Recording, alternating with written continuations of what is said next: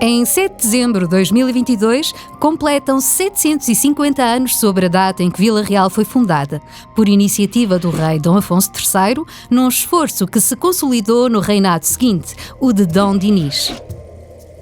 À época, a intenção da coroa passava por encontrar uma nova cabeça para a extensa terra de Panoias, capaz de substituir Constantino nessa função.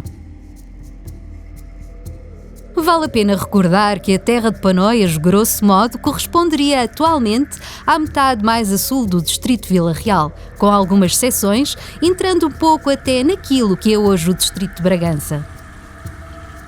Da Serra do Marão até ao Rio Tua, prefazia uma área que rondava os 1.200 km², faltando-lhe, porém, uma capital que se impusesse pela sua dimensão, desde logo em termos demográficos.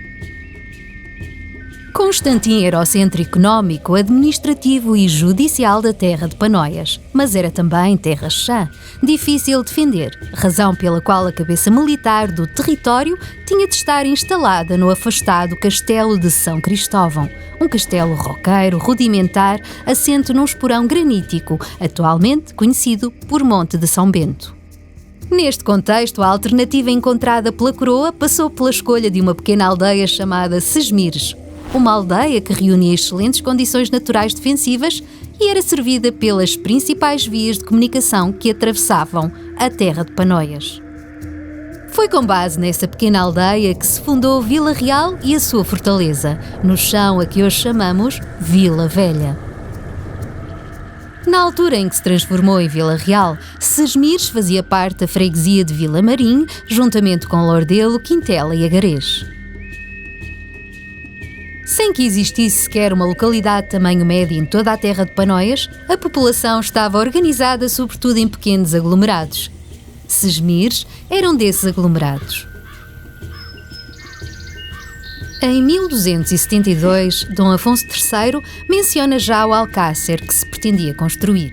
Contudo, a edificação das estruturas defensivas, das quais restam hoje alguns panos de muralhas, avançaria apenas a partir do reinado de Dom Dinis. Algumas décadas mais tarde, já Dom Fernando I se refere a Vila Real como um lugar cercado e forte. A fortaleza incluía 700 metros de perímetro muralhado, um fortim, 4 torres e uma alcáçova. Viradas a norte estavam as chamadas Portas da Vila, nome porque era conhecida a porta principal, flanqueada por 2 torres. Entre essas 2 torres viria a ser edificada, já no final da Idade Média, a Capela da Senhora da Piedade.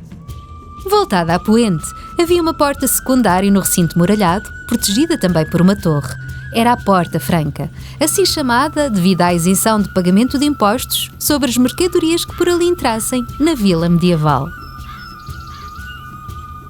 Mais ainda do que uma estrutura defensiva, o contorno muralhado era um símbolo. Ajudava a conferir a Vila Real, na Idade Média, o estatuto de cabeça da terra de Panoias. No interior dessa cintura, desenvolvia-se o traçado urbano da vila fortificada, obedecendo a um esquema ortogonal ainda hoje reconhecível.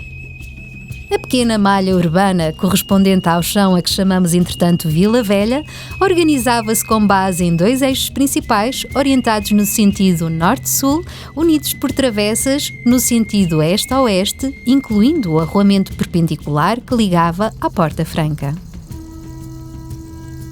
A artéria principal chamava-se então Rua Direita. Direita porque direta, direta ao centro e à igreja. O documento mais antigo que menciona este primeiro templo vila-realense data de 1291 e designou ainda pelo seu nome primitivo Igreja de Santa Maria. Mas pouco vingou esse orágo inicial, porque em 1297 já o templo aparece referido como Igreja de São Dinis. A escolha do novo orágo prende-se com o facto de Dom Dinis ter nascido no dia 9 de outubro, justamente o dia da celebração da festa de São Dinis, que o rei considerava como o seu santo protetor.